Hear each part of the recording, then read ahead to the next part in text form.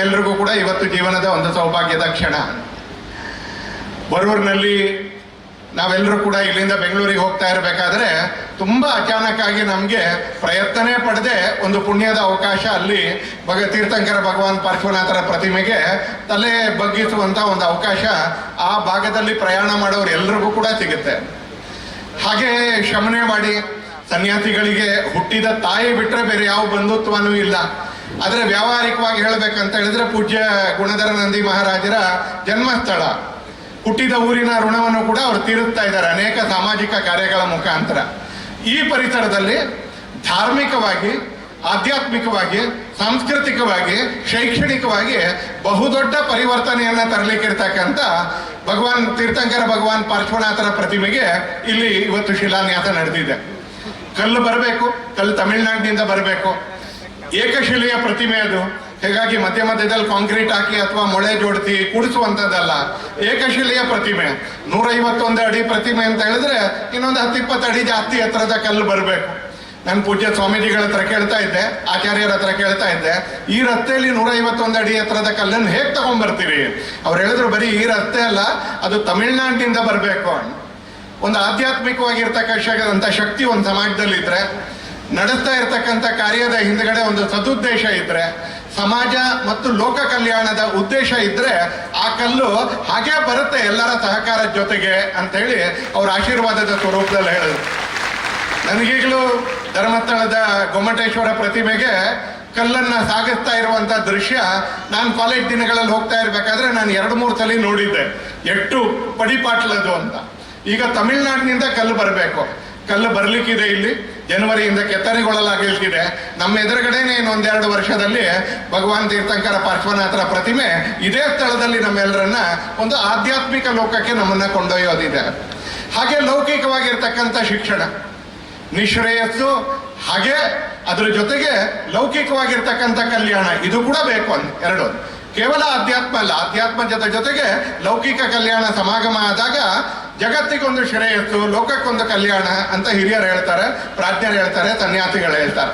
ಹಾಗೆ ಒಂದು ಕಡೆ ಆಧ್ಯಾತ್ಮಿಕವಾಗಿರ್ತಕ್ಕಂಥ ಮೂರ್ತಿಯ ಸ್ಥಾಪನೆ, ಇನ್ನೊಂದು ಕಡೆಯಿಂದ ಇದೇ ಪರಿಸರದಲ್ಲಿ, ಶಮನೇವಾಡಿಯ ಪರಿಸರದಲ್ಲಿ, ಯಾವ ಗ್ರಾಮಗಳಲ್ಲಿ ನಮ್ಮ ದೇಶದ ಅನೇಕ ಭಾಗಗಳಲ್ಲಿ ಶಾಲೆಯನ್ನು ನೋಡೋದೇ ಅಪರೂಪವೋ ಅಂಥ ಜಾಗದಲ್ಲಿ ಆಚಾರ್ಯರ ಆಶೀರ್ವಾದದಿಂದ, ಇಲ್ಲಿ ಕೂತ್ಕೊಂಡಿರ್ತಕ್ಕಂಥ ಎಲ್ಲ ಹಿರಿಯರ ಸಹಕಾರದಿಂದ ಒಂದು ಇಂಜಿನಿಯರಿಂಗ್ ಕಾಲೇಜ್ ಬಂದಿದೆ. ಇದೇ ವರ್ಷ ಸಾಂಕೇತಿಕವಾಗಿ 9 ಜನರ ಅಡ್ಮಿಷನ್ ಮಾಡ್ಕೊಂಡಿದ್ದಾರೆ.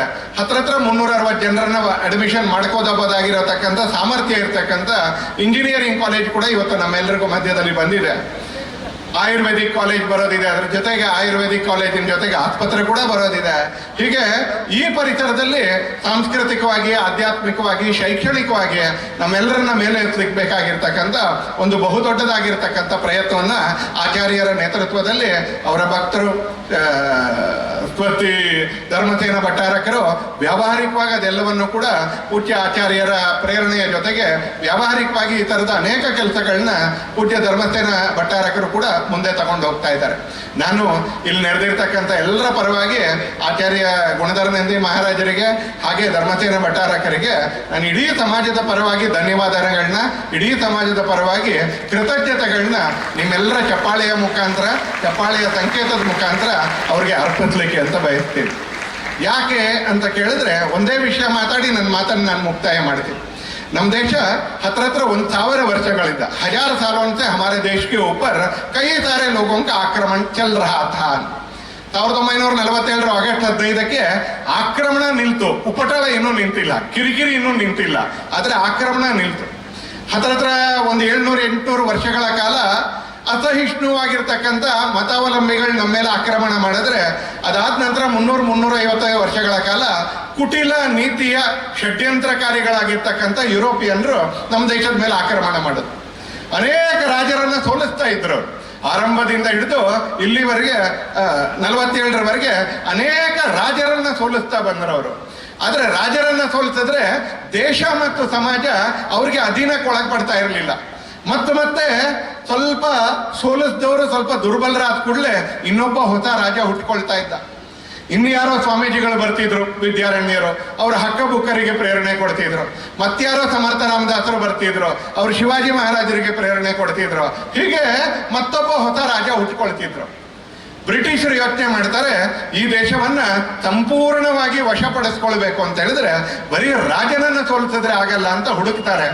ಆಗ ಅವ್ರು ಹುಡುಕಿದ್ದು ಈ ದೇಶದ ಸತ್ವವಾಗಿರ್ತಕ್ಕಂಥ, ಈ ದೇಶದ ಅಂತಸ್ತತ್ವವಾಗಿರ್ತಕ್ಕಂಥ the inner strength of this country ಅಂತ ಹೇಳಿ ಅವ್ರು ಮೂರನ್ನ ಗುರುತಿಸ್ತಾರೆ. ಮೊದಲನೇದು ಮನೆ. ಅದರ ಅಧಿಪತಿಗಳು ಇಲ್ಲಿ 80% ಜನ ಇದ್ದಾರೆ. ತಾಯಿ ಮನೆಗೆ ಅಧಿಪತಿ. ಅವ್ರು ಒಂದು ಹೇಳ್ತಾರೆ, ಮನೆ ಅನ್ನುವಂಥ ವ್ಯವಸ್ಥೆ ಈ ದೇಶದಲ್ಲಿ ಬಹಳ ಗಟ್ಟಿಯಾಗಿರ್ತಕ್ಕಂಥ ಒಂದು ವ್ಯವಸ್ಥೆ. ಎರಡನೇದು ಅವ್ರು ಹೇಳ್ತಾರಂತಲ್ಲಿ ಈ ದೇಶದಲ್ಲಿ ಬಹುದೊಡ್ಡದಾಗಿ ಆಗಿರ್ತಕ್ಕಂಥದ್ದು ಗುರುಕುಲ, ಆಚಾರ್ಯರು, ಶಿಕ್ಷಕರು. ಇವತ್ತಿನ ಶಾಲೆ ಆದ್ರೆ ಅದಕ್ಕಿಂತ ಹಿಂದಿನ ಶಾಲೆ ಯೋಚನೆ ಮಾಡಿ ನೀವು. ದ್ರೋಣಾಚಾರ್ಯರು, ವಸಿಷ್ಠರು, ಈ ಥರದ್ದೆಲ್ಲ ಕತೆ ನಾವು ಕೇಳ್ತೀವಿ ಅಂತಲೇ. ಬರೀ ಅಲ್ಲಿವರೆಗೆ ಹೋಗ್ಬೇಕು ಅಂತೇನಿಲ್ಲ. ಮದನ್ ಮೋಹನ್ ಮಾಳವೀಯರು, ಸರ್ವಪಲ್ಲಿ ರಾಧಾಕೃಷ್ಣನ್, ಈ ಥರದ ಎಲ್ಲ ಶಿಕ್ಷಕರ ಹೆಸರುಗಳನ್ನ ನಾವು ಕೇಳಿದೀವಿ. ಅವ್ರು ಬರೀ ಅಕ್ಷರ ಕಲಿಸ್ತಾ ಇರಲಿಲ್ಲ, ಬದುಕೋದನ್ನ ಕಲಿಸ್ತಾ ಇದ್ರು. ಅವ್ರು ಬರೀ ವಿದ್ಯೆ ಕಲಿಸ್ತಾ ಇರಲಿಲ್ಲ, ಅವ್ರ ನೈತಿಕತೆಯನ್ನ ಕಲಿಸ್ತಾ ಇದ್ರು.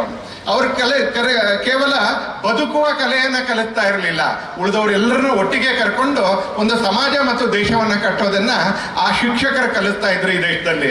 ಶಿಕ್ಷಣದ ವ್ಯವಸ್ಥೆ. ಮೂರನೇದು ನಮ್ಮ ದೇಶದಲ್ಲಿ ಧಾರ್ಮಿಕ ವ್ಯವಸ್ಥೆ. ಅದು ಮಠ ಇರ್ಬೋದು, ಅದು ಮಂದಿರ ಇರ್ಬೋದು, ಅದು ಸನ್ಯಾಸಿಗಳಿರ್ಬೋದು. ಹೇಳ್ತಾರೆ ನಮ್ಮ ಪುರಾಣಗಳಲ್ಲಿ, ನಮ್ಮ ಪ್ರಾಚೀನ ಗ್ರಂಥಗಳಲ್ಲಿ ಹೇಳ್ತಾರೆ, ಕಲಿಶಯನೋ ಸಂಜೀಹಾನಸ್ತು ದ್ವಾಪರಃ ಉತ್ತಿಷ್ಟಂ ತ್ರೇತಮಾಪ್ನೋತಿ ಕೃತಂ ಸಂಪದ್ಯತೆ ಚರನ್ ಚರೈವೇತಿ ಅಂತ. ಯಾರು ಚಲಿಸ್ತಾ ಇರ್ತಾನೋ, ಉದ್ದೇಶಕ್ಕೆ ಅನುಗುಣವಾಗಿ ಚಲಿಸ್ತಾ ಇರ್ತಾನೋ, ಅರಿತುಕೊಂಡು ಚಲಿಸ್ತಾ ಇರ್ತಾನೋ, ಆತ ಕೃತಯುಗವನ್ನ ನಿರ್ಮಾಣ ಮಾಡ್ತಾರೆ. ನಮ್ಮ ದೇಶದಲ್ಲಿ ಆಚಾರ್ಯರು ಈ ಥರ ನಿರಂತರವಾಗಿ ಚಲನಶೀಲರು. ಅವ್ರು ನಿರಂತರವಾಗಿ ನಡೀತಾ ಇರಬೇಕಾದ್ರೆ ನಡೀತಾ ಇರೋ ಜಾಗದಲ್ಲೆಲ್ಲ ಹೂವನ್ನು ಉದುರಿಸ್ತಾ ಹೋಗ್ತಾರೆ. ಅವರು ನಡೀತಾ ಇರೋ ಎಲ್ಲ ಜಾಗದಲ್ಲಿ ಹೊಲಕ್ಕೆ ನಿರ್ಮಾಣ ಮಾಡಲ್ಲ, ಹೂವನ್ನ ಉದುರಿಸ್ತಾ ಹೋಗ್ತಾರೆ. ಆ ಕಾರಣಕ್ಕೆ ಸಮಾಜದಲ್ಲಿ ಒಂದು ಚೈತನ್ಯ. ಹೀಗೆ ಬ್ರಿಟಿಷರು ಗುರುತಿಸ್ತಾರೆ, ಒಂದು ಮನೆ, ಯಾವುದಕ್ಕೆ ತಾಯಿ ಅಧಿಪತಿಯೋ ಕೇಂದ್ರವೋ ಆ ಮನೆ. ಎರಡನೇದು ಶಿಕ್ಷಣ, ಮೂರನೇದು ಧಾರ್ಮಿಕ ವ್ಯವಸ್ಥೆ. ಈ ಮೂರನ್ನ ನಾಶ ಮಾಡಬೇಕು ಅಂತ ಅವ್ರು ಹೊರಡ್ತಾರೆ. ಅವ್ರು ನಾಶ ಮಾಡೋದ್ರಲ್ಲಿ ಬಹುತೇಕ ಯಶಸ್ವಿನೂ ಆಗ್ತಾರೆ. ಸ್ವಾತಂತ್ರ್ಯ ಬಂದ ಮೇಲೆ ಈ ಥರದ ಅನೇಕ ಆಧ್ಯಾತ್ಮಿಕ ವ್ಯವಸ್ಥೆಗಳಲ್ಲಿ ನಾವು ಈ ಮೂರನ್ನು ಮತ್ತೆ ವಾಪಸ್ ಕಂಡುಕೊಳ್ತಕ್ಕಂಥ ಪ್ರಯತ್ನದಲ್ಲಿದ್ದೀವಿ. ಇವತ್ತಿನ ಮನೆ ಅದು ಯಾವ ಥರದ ಮನೆ ಆಗಬೇಕು ಆ ಥರದ ಮನೆ ಅಲ್ಲ. ಅದು ಮೊಬೈಲ್ನಿಂದ ತುಂಬಿಕೊಂಡಿರ್ತಕ್ಕಂಥ, ಸದಾಕಾಲಕ್ಕೂ ಟಿವಿದೇ ಶಬ್ದ ಕೇಳ್ತಾ ಇರ್ತಕ್ಕಂಥ, ಮಗು ಅಳ್ತಾ ಇದ್ರೆ ತಾಯಿ ಮೊಬೈಲಲ್ಲಿ ಯಾವುದೋ ಆಟ ಹಾಕ್ಕೊಡ್ತಕ್ಕಂಥ ಮನೆ ಆಗ್ಬಿಟ್ಟಿದೆ ಈಗ.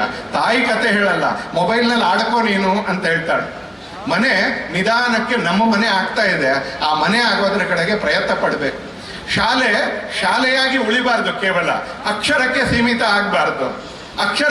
ಆಗಬಾರ್ದು. ಅದೊಂದು ನೈತಿಕತೆಯ ಕೇಂದ್ರ ಆಗಬೇಕು.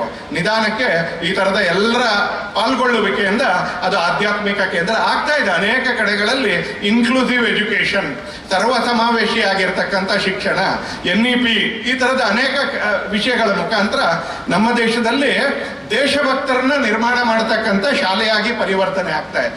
ಇನ್ನು ಮೂರನೇದು ಜ್ವಲಂತವಾಗಿ ಸದಾಕಾಲ ಇದ್ದಂಥ ಸನ್ಯಾಸಿಗಳು, ಧಾರ್ಮಿಕ ಕೇಂದ್ರಗಳು, ದೇವಸ್ಥಾನಗಳು. ಇವೆಲ್ಲವನ್ನ ನಾವು ಹಿಂದಿನ ಕಲ್ಪನೆಯ ಆಧಾರದ ಮೇಲೆ ಮನೆ, ಹಿಂದಿನ ರೀತಿ ನೀತಿ ಆಧಾರದ ಮೇಲೆ ಆಧುನಿಕ ಶಿಕ್ಷಣದ ಜೊತೆಗೆ ಶಾಲೆ, ನೈತಿಕ ಮತ್ತು ಧಾರ್ಮಿಕ ಮೌಲ್ಯಗಳನ್ನ ನಿರಂತರವಾಗಿ ಗಂಗಾ ನದಿ ತರ, ಕೃಷ್ಣಾ ನದಿ ತರ ಈ ದೇಶದಲ್ಲಿ ಸದಾ ಕಾಲಕ್ಕೂ ಹರಿತಾ ಇರ್ತಕ್ಕಂಥ ಧಾರ್ಮಿಕ ವ್ಯವಸ್ಥೆ. ಈ ಮೂರಕ್ಕೂ ಕೇಂದ್ರ ಆಗೋದಿದೆ ಶಮನೆವಾಡಿಯ ಈ ಪರಿಸರ. ನಾನು ಅನ್ಕೊಳ್ತೇನೆ ಇಲ್ಲಿ ಇಟ್ಕೊಂಡಿರ್ತಕ್ಕಂಥವ್ರೆಲ್ಲರೂ ಕೂಡ ಅದೃಷ್ಟಶಾಲಿಗಳು ಅಂತ. ಒಟ್ಟು ಈ ಭೂಭಾಗವೇ ಅದೃಷ್ಟಶಾಲಿ. ನೀರು, ಹಸಿರು ಎಲ್ಲ ಕಡೆ, ಸಹಕಾರಿ ಮನೋಭಾವ. ಇಡೀ ದೇಶದಲ್ಲಿ ಎಷ್ಟು ಸಹಕಾರಿ ಸಂಸ್ಥೆಗಳಿದಾವೋ ಈ ಭಾಗದಲ್ಲಿ ಚಿಕ್ಕೋಡಿ, ನಿಪ್ಪಾಣಿ, ಈ ಭಾಗದಲ್ಲಿ ಅಷ್ಟೇ ಪ್ರಮಾಣದ ಸಹಕಾರಿ ಸಂಸ್ಥೆಗಳು, ಮ್ಯೂಚುವಲಿ ಕೋಆಪರೇಟಿವ್, ಪರಸ್ಪರ ಸಹಕಾರಿಗಳು ಈ ಕ್ಷೇತ್ರದವು. ಇವತ್ತು ಅವೆಲ್ಲದರ ಜೊತೆಗೆ ಒಂದು ಆಧ್ಯಾತ್ಮಿಕ ಕೇಂದ್ರ, ಒಂದು ಶಿಕ್ಷಣ ಕೇಂದ್ರ ಕೂಡ ಇಲ್ಲಿ यहाँ के लोग सहकारी है, यहाँ के लोग परिश्रमी है, यहाँ खेती बहुत अच्छा चलता है, यहाँ पानी भी बहुत है. और ऐसे एक परिसर में आज एक आध्यात्मिक केंद्र तीर्थंकर भगवान पार्श्वनाथ महाराज जी का, उनका प्रतिमा के लिए शिलान्यास और लौकिक शिक्षण के लिए इंजीनियरिंग कॉलेज का लोकार्पण ये दोनों हुआ है ಎರಡೂ ಆಗಿದೆ ಆ ಎರಡಕ್ಕೂ ನಾನು ಶುಭ ಹಾರೈಸ್ತಾ ಪೂಜ್ಯ ಸ್ವಾಮೀಜಿಗಳ ಆಶೀರ್ವಾದ ಪೂಜ್ಯ ಮಹಾರಾಜರ ಆಶೀರ್ವಾದ ಪೂಜ್ಯ ಆಚಾರ್ಯರ ಆಶೀರ್ವಾದ ಇಡೀ ಸಮಾಜದ ಮೇಲೆ ಇರಲಿ ಅಂತ ನಿಮ್ಮೆಲ್ಲರಲ್ಲೂ ಪ್ರಾರ್ಥನೆ ಮಾಡ್ತಾ ಮತ್ತೊಮ್ಮೆ ನನಗೆ ಈ ಕಾರ್ಯಕ್ರಮದಲ್ಲಿ ಭಾಗವಹಿಸಲಿಕ್ಕೆ ಅವಕಾಶ ಕೊಟ್ಟಿರ್ತಕ್ಕಂಥ ಪೂಜ್ಯ ಆಚಾರ್ಯರಿಗೆ ಹಾಗೆ ಕಾರ್ಯಕ್ರಮದಲ್ಲಿ ಉಪಸ್ಥಿತರಿರ್ತಕ್ಕಂಥ ಘನತೆ ಮತ್ತು ರಾಜ್ಯಪಾಲರಿಗೆ ವಂದನೆಗಳನ್ನ ಅರ್ಪಿಸ್ತಾ ನನ್ನ ಮಾತುಗಳನ್ನ ಮುಕ್ತಾಯ ಮಾಡಿ